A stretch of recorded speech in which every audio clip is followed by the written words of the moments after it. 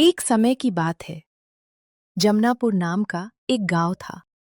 ये है बंटी। उसके गांव के सारे बच्चों के पास साइकिल है, बस बंटी के पास नहीं है। माँ, मुझे भी साइकिल चाहिए। सब दोस्तों के पास है। बेटा, पैसा नहीं है अभी। तेरे बाबा दिन रात काम करते हैं, फिर भी। ठीक है माँ। बंटी घर से बाहर देखता है। दोस्तों को साइकिल चलाते देखकर उसका दिल और उदास हो जाता है। अगली सुबह स्कूल जाते वक्त बंटी नोटिस बोर्ड के पास बच्चों की भीड़ देखता है। सुनो बच्चों, इस साल स्कूल में मोमोज खाने का मुकाबला हो रहा है। पहला प्राइज बकरी, दूसरा प्राइज साइकिल, तीसरा प्राइज फुटबॉल। साइकिल सुनते ही बंटी की आंखें चमक उठती हैं। साइकिल, मुझे साइकिल चाहिए। मैं दूसरा नंबर लाऊंगा। माँ, स्कूल में मोमोज प्रतियोगिता है। अगर मैं दूसरे नंबर आया तो साइकिल मिलेगी। अच्छा बेटा, तो कोशिश करो, देखते हैं। उस रात बंटी सो नहीं पाया, बस साइकिल के सपने देखता रहा, मुस्कुराते हुए। स्कूल के मैदान में बच्चे लाइन में बैठे हैं। हर एक के आगे मोमोज की प्लेट रखी है। बंटी नर्वस है, पर दृढ़ भी। तैयार? 3, 2, 1, शुरू। सारे बच्चे मोमोज खाना शुरू करते हैं। बंटी ध्यान से खाता है, पर मन में बार बार एक ही बात दोहराता है। धीरे खाओ बंटी, बस दूसरा प्राइज चाहिए, पहला मत आना। पर उत्साह में उसकी स्पीड कंट्रोल नहीं हो पाती और वो बिना जाने सबसे तेज मोमोज खा जाता है। रुको रुको, टाइम खत्म। सारी प्लेटें गिनी जाती हैं। टीचर एक नाटकीय ठहराव लेती है। पहला नंबर बंटी, उसने सबसे ज्यादा मोमोज खाए। सभी तालियां बजाते हैं, पर बंटी का चेहरा उतर जाता है। स्टेज पर बंटी को बुलाया जाता है और उसे बकरी दी जाती है। बंटी, तुम्हारा प्राइज ये प्यारी सी बकरी। मुझे मुझे साइकिल चाहिए थी। दूसरे नंबर वाले बच्चे को साइकिल मिलते देखकर बंटी और ज्यादा रो पड़ता है। मैंने सोचा था दूसरा आऊंगा। मुझे बकरी नहीं, साइकिल चाहिए थी। टीचर बंटी के पास झुकती है, उसके आंसू पोंछती है। बंटी, तुम सबसे अच्छे खिलाड़ी हो, इसीलिए पहला नंबर आया। ये बकरी भी काम की है, इस पर दूध मिलेगा, बेचकर पैसा भी मिलेगा। लेकिन मेरे दोस्तों के पास साइकिल है, मेरे पास नहीं। घर पहुंचने के बाद माँ बंटी के पास आती है और कहती है, बेटा, तुमने इतना अच्छा किया, हमें गर्व है तुम पर। ये बकरी बेचकर हम तुम्हारे लिए साइकिल खरीदेंगे, ठीक है? बंटी की आंखों में उम्मीद की एक हल्की चमक आती है। सच माँ? सच में बेटा? कुछ दिनों बाद बंटी अपनी नई साइकिल चला रहा है, खुश, हंसता हुआ, अपने दोस्तों के साथ। कभी-कभी जो हम चाहते हैं वो सीधा नहीं मिलता, पर मेहनत और प्यार से रास्ता जरूर मिल जाता है। तो दोस्तों, आपको बंटी की ये कहानी कैसी लगी, हमें कमेंट में जरूर बताइए। आपने इस कहानी से क्या सीखा? अगर वीडियो पसंद आया हो तो लाइक कीजिए और चैनल को सब्सक्राइब करना ना भूलिए, ताकि ऐसी ही और कहानियां आप तक पहुंचती रहें। बहुत बहुत धन्यवाद। कुछ साल पहले की बात है। सोनापुर नाम का एक गांव था। उसी गांव के छोटे से घर में शंकर रहता था। शंकर के साथ रहती थी उसकी पत्नी सीमा और उनकी एक बेटी थी, गुड़िया, जो 5वीं कक्षा में पढ़ती थी। हर सुबह 4 बजे, जब पूरा शहर सोया रहता, शंकर उठकर अपनी छोटी सी रसोई में मोमोज बनाने बैठ जाता, आज के दिन की उम्मीद लेकर। आज भी इतनी जल्दी उठ गए? थोड़ा आराम कर लिया करो। आराम कहाँ सीमा। अगर आज मोमोज अच्छे बने तो शायद गुड़िया की स्कूल फीस का इंतजाम हो जाए। सुबह 7 बजे तक शंकर अपनी छोटी सी रेहड़ी लेकर चौराहे पर पहुंच जाता। धूप हो या बारिश, वो अपनी जगह पर डटा रहता, क्योंकि उसे पता था, अगर आज वो नहीं बैठा तो शाम को घर में चूल्हा नहीं जलेगा। चलो शंकर, आज का दिन अच्छा जाए बस। पास ही एक बड़ी दुकान थी शर्मा जी की, जो अक्सर शंकर को ताना मारते नहीं चूकते थे। अरे शंकर, आज फिर लगा ली रेहड़ी? कब तक यूं फुटपाथ पर धंधा चलाओगे भाई? जब तक भगवान हिम्मत दे शर्मा जी, तब तक चलाता रहूंगा। सबकी अपनी अपनी शुरुआत होती है। भाई ये एक प्लेट मोमोज कितने के हैं? जी साहब, 10 रुपए प्लेट, बिल्कुल ताजे बनाए हैं आज सुबह। 10 रुपए बहुत ज्यादा है, 5 में दे दो, वरना सामने वाले से ले लूंगा। साहब, 10 रुपए में भी बड़ी मुश्किल से थोड़ा मुनाफा बचता है। चलिए, आपके लिए 7 रुपए कर देता हूं।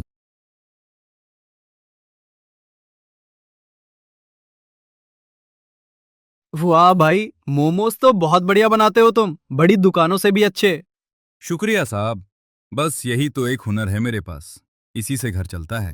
दिन भर की मेहनत के बाद शाम तक शंकर की जेब में मुश्किल से 200-300 रुपए जमा हो पाते, जिसमें से आधे तो सामान खरीदने में ही खर्च हो जाते।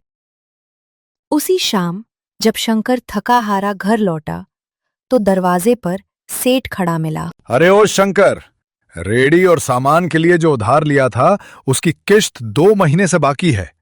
अगर इस हफ्ते तक पैसे नहीं दिए तो ब्याज और बढ़ जाएगा। सेठ जी, थोड़ा और समय दे दीजिए, बस 1 हफ्ता, मैं इंतजाम कर लूंगा। बहुत बार समय दे चुका हूं, इस बार कोई बहाना नहीं चलेगा। सेठ के जाने के बाद शंकर दरवाजे के पास ही बैठ गया, सिर पकड़कर। कैसे करूं मैं ये सब? एक तरफ बेटी की फीस, दूसरी तरफ ये कर्ज।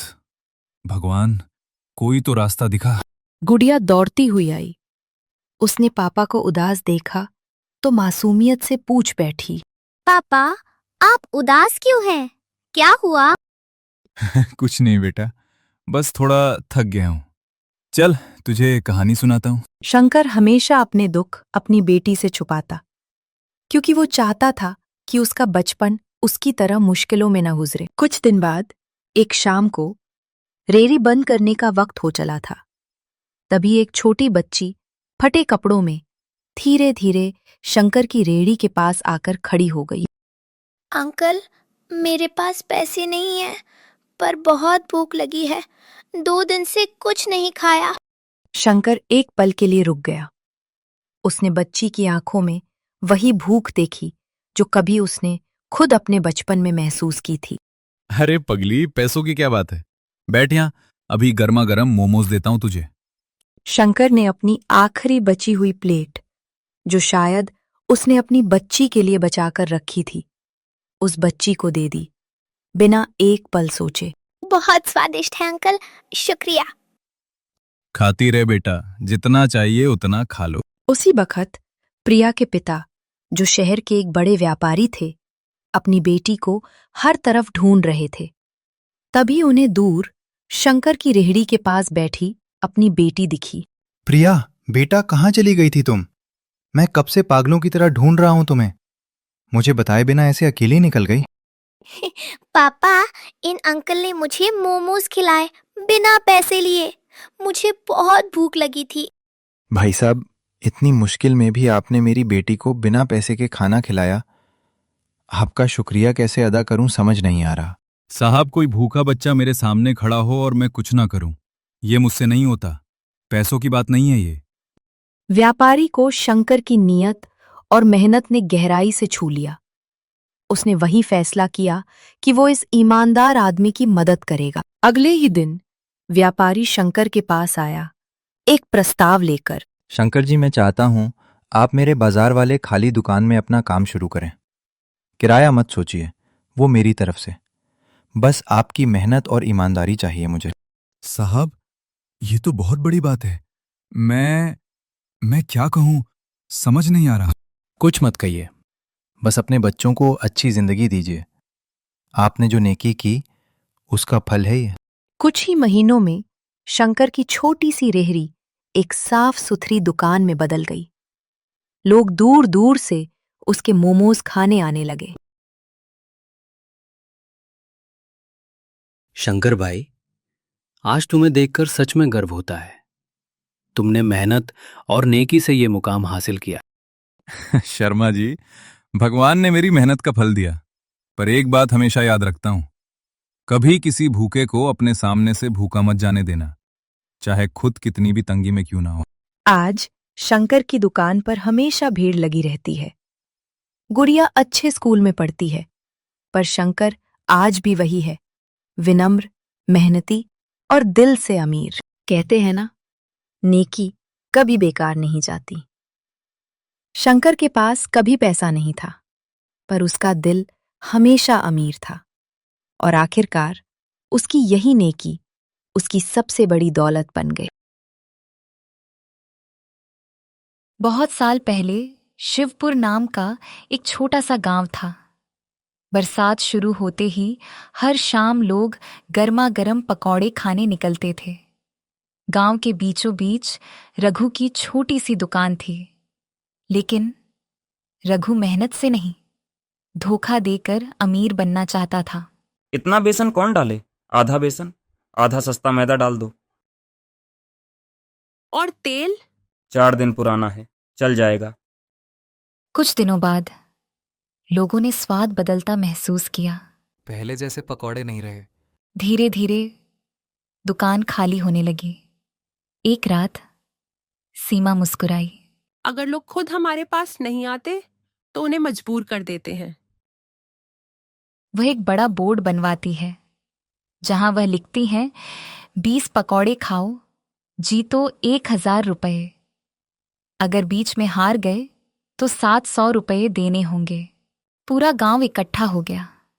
रघु बोला, इतने पकौड़े खिलाएंगे तो नुकसान होगा। महंगे आलू मत डालो, सड़े हुए आलू और जंगल की एक कड़वी जड़ मिला दो।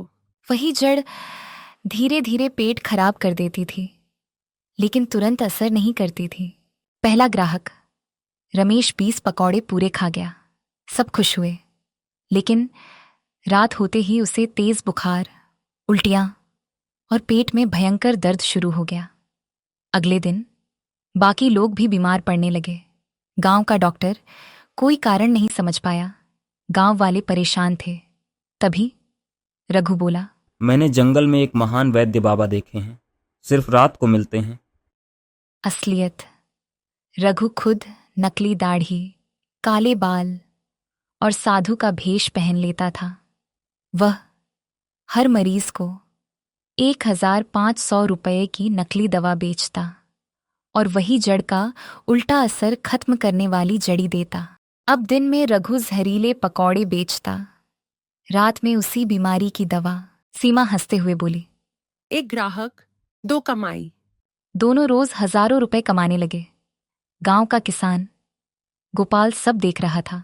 उसने सोचा, बीमार वही लोग हो रहे हैं जो रघु के पकौड़े खाते हैं, और उन्हें ठीक भी वही बाबा कर रहे हैं। कुछ तो गड़बड़ है। गोपाल जानबूझकर पकौड़े खाता है और रात में बाबा के पास जाता है। दवा लेकर चुपचाप उनका पीछा करता है। जंगल के अंदर एक टूटी झोपड़ी में बाबा दाढ़ी उतारता है, और वह कोई और नहीं रघु था। सीमा हंस रही थी। आज फिर 18,000 रुपये की कमाई। दोनों पैसे गिनने लगे। अगले दिन गोपाल रघु के लिए खास पकौड़े बनवाता है, उसी जहरीले मसाले से। कहता है, अगर तुम्हारे पकौड़े इतने अच्छे हैं तो पहले तुम ही खाओ। रघु गर्व में खा लेता है। रात तक उसे भी तेज दर्द, उल्टी और बुखार हो जाता है। रघु भागकर अपनी झोपड़ी पहुंचता है, लेकिन इस बार पूरे गांव वाले पहले से वहां मौजूद थे। गोपाल झोपड़ी से निकालता है नकली दाढ़ी, बाबा के कपड़े, जहरीली जड़, नकली दवाइयां, पैसों की थैलियां। पूरा गांव सच जान जाता है। तूने हमारे बच्चों की जान से खेला। पुलिस आती है। रघु और सीमा दोनों गिरफ्तार हो जाते हैं। मेहनत से कमाया हुआ छोटा धन भी सुख देता है, लेकिन लालच से कमाया हुआ धन एक दिन इंसान को सलाखों के पीछे पहुंचा देता है। बहुत साल पहले उत्तर प्रदेश के एक छोटे से गांव सोनापुर में अर्जुन नाम का एक गरीब लड़का अपनी माँ के साथ रहता था। उनका मिट्टी का छोटा सा घर था। पिता का कई साल पहले देहांत हो चुका था। माँ लोगों के घरों में काम करती थी और अर्जुन स्कूल के बाद छोटे मोटे काम करके उनका हाथ बटाता था। एक शाम माँ ने पुराने डिब्बे से एक 10 रुपए का नोट निकाला। बेटा, घर में बस यही आखिरी 10 रुपए बचे हैं। इससे थोड़ा आटा ले आना, आज रात की रोटी बन जाएगी। चिंता मत करो माँ, मैं अभी लेकर आता हूँ। अर्जुन दुकान की ओर जा रहा था। रास्ते में पीपल के पेड़ के नीचे एक कमजोर बुजुर्ग बैठे थे। उनके कपड़े फटे हुए थे, चेहरा भूख से पीला पड़ चुका था। अर्जुन रुक गया। उसने जेब में हाथ डाला। बस वही 10 रुपए थे। अर्जुन कुछ पल सोचता रहा। अगर पैसे दे देगा तो घर में खाना नहीं बनेगा, अगर नहीं देगा तो बाबा भूखे रह जाएंगे। कुछ सेकंड बाद अर्जुन मुस्कुराया। उसने 10 रुपए बाबा के हाथ में रख दिए। बाबा, इससे कुछ खा लीजिए। बाबा की आंखों में आंसू आ गए। भगवान तुम्हें कभी खाली हाथ नहीं लौटाएगा। अर्जुन खाली हाथ घर पहुंचा। माँ समझ गई कि कुछ हुआ है। अर्जुन ने सारी बात सच सच बता दी। कुछ पल के लिए घर में सन्नाटा छा गया। फिर माँ मुस्कुराई। उन्होंने अर्जुन के सिर पर हाथ रखा। भूखा रह लेंगे, लेकिन किसी भूखे को खाली नहीं लौटाना चाहिए। दोनों ने उस रात सिर्फ पानी पीकर सोने का फैसला किया। सुबह अर्जुन हमेशा की तरह गांव के बाजार में काम ढूंढने निकला। उसी समय गांव के बड़े व्यापारी मोहन सेठ की जेब से पैसों से भरा बटुआ गिर गया। किसी ने ध्यान नहीं दिया। अर्जुन ने बटुआ उठा लिया। अंदर बहुत सारे पैसे थे। अर्जुन सोचने लगा, अगर ये पैसे रख लूं तो कई महीनों का खर्च निकल जाएगा। लेकिन उसे माँ की सीख याद आई। वह पूरे बाजार में मोहन सेठ को ढूंढने लगा। कुछ देर बाद मोहन सेठ घबराए हुए मिले। मेरा बटुआ कहीं गिर गया, उसमें बहुत जरूरी पैसे थे। अर्जुन ने तुरंत बटुआ लौटा दिया। सेठ ने पैसे गिने। 1 रुपया भी कम नहीं था। मोहन सेठ ने पूछा, बेटा, तुम्हें पैसों की जरूरत नहीं थी? अर्जुन ने मुस्कुराकर कहा, जरूरत तो बहुत थी, लेकिन किसी और का पैसा मेरा नहीं हो सकता। पास खड़े वही बाबा ये सब देख रहे थे। उन्होंने आगे बढ़कर कहा, कल इस बच्चे ने अपने आखिरी 10 रुपए मुझे दे दिए थे, जबकि उसके घर में खाने को कुछ नहीं था। पूरा बाजार चुप हो गया। मोहन सेठ की आंखें भर आईं। उन्होंने अर्जुन और उसकी माँ को अपने घर बुलाया। आज से तुम्हारी माँ मेरे गोदाम का काम संभालेंगी और अर्जुन, तुम्हारी पढ़ाई का पूरा खर्च मैं उठाऊंगा। अर्जुन की आंखों में खुशी के आंसू आ गए। कुछ साल बीत गए। अर्जुन ने खूब मेहनत की। वह पढ़ लिखकर गांव का शिक्षक बन गया। अब वह हर साल गरीब बच्चों की पढ़ाई में मदद करता था। एक दिन अर्जुन ने स्कूल के बाहर एक बोर्ड लगवाया। उस पर लिखा था, दया कभी गरीब नहीं बनाती और ईमानदारी कभी इंसान को छोटा नहीं करती। अर्जुन ने उस दिन सिर्फ 10 रुपए नहीं दिए थे। उसने इंसानियत चुनी थी। और जब इंसानियत चुनी जाती है तो किस्मत भी एक दिन दरवाजा जरूर खटखटाती है। अगर आपको हमारी कहानी पसंद आई हो तो वीडियो को लाइक करें, अपने दोस्तों और परिवार के साथ शेयर करें और ऐसी ही दिल छू लेने वाली हिंदी कहानियां देखने के लिए हमारे चैनल को अब भी सब्सक्राइब करना बिल्कुल न भूलें। मिलते हैं अगली शानदार कहानी में। धन्यवाद। बहुत समय पहले की बात है। भारत के एक छोटे से गांव पीपल गांव में एक लड़का रहता था। उसका नाम था गुड्डू। गुड्डू पूरे गांव में अपनी शरारतों के लिए मशहूर था। कोई आम तोड़कर भाग जाए, किसी की बकरी खोल दे या फिर सूखे कुएं में झांककर भूत ढूंढने लगे। ऐसी हरकतें सिर्फ गुड्डू ही कर सकता था। अरे ओ कुएं बाबा, अगर अंदर कोई भूत है तो एक बार हाँ बोल देना। अचानक कुएं से एक रहस्यमयी आवाज गूंज उठी। अरे बाप रे, सच में कोई है क्या? तभी पीछे से एक आवाज आती है, अरे ओ नालायक, वो भूत नहीं, तेरी अपनी आवाज है। रामू काका सिर पर मिट्टी का घड़ा रखे मुस्कुरा रहे होते हैं। ये थे रामू काका, पूरे गांव के सबसे अच्छे कुम्हार। उनके हाथों से बने घड़े इतने मशहूर थे कि आसपास के 5 गांवों से लोग उन्हें खरीदने आते थे। लेकिन उस साल एक बड़ी मुसीबत थी। 3 महीने से बारिश नहीं हुई थी। तालाब सूख चुके थे, खेत प्यासे थे और गांव वालों के चेहरों से मुस्कान गायब होने लगी थी। बेटा, जब मिट्टी प्यास से तड़पती है ना, तो वो इंसानों से पहले भगवान को आवाज लगाती है। गुड्डू आसमान की तरफ देखता है। उसी समय कुएं के अंदर से एक अजीब सी आवाज आती है। गुड्डू की आंखें बड़ी हो जाती हैं। काका, ये आवाज कैसी थी? रामू काका भी रुक जाते हैं। इस बार आवाज सचमुच आई थी। उनकी नहीं, किसी और की। लेकिन गुड्डू नहीं जानता था कि उस आवाज के पीछे छुपा था पीपल गांव का 100 साल पुराना एक ऐसा रहस्य जो पूरे गांव की किस्मत बदलने वाला था। गुड्डू पहली बार डरा था, क्योंकि इस बार कुएं से आई आवाज उसकी अपनी नहीं थी। रामू काका भी कुछ पल के लिए चुप हो गए। पूरा गांव उस पुराने कुएं से दूर ही रहता था। लोग कहते थे कि उस कुएं के नीचे कोई राज छिपा है। चल घर चलते हैं, रात में ऐसी जगह नहीं रुकते। लेकिन गुड्डू कहां मानने वाला था। अगली सुबह सूरज निकलते ही गुड्डू फिर उसी कुएं पर पहुंच गया। इस बार उसके साथ रामू काका भी थे। गुड्डू नीचे झांक ही रहा था कि उसे कुएं की दीवार में एक छोटी सी दरार दिखाई दी। दरार के अंदर कुछ चमक रहा था। काका, देखिए, अंदर कुछ है। रामू काका ने एक लंबी बांस की लकड़ी नीचे डाली। कुछ देर बाद एक पुराना मिट्टी का घड़ा बाहर निकला।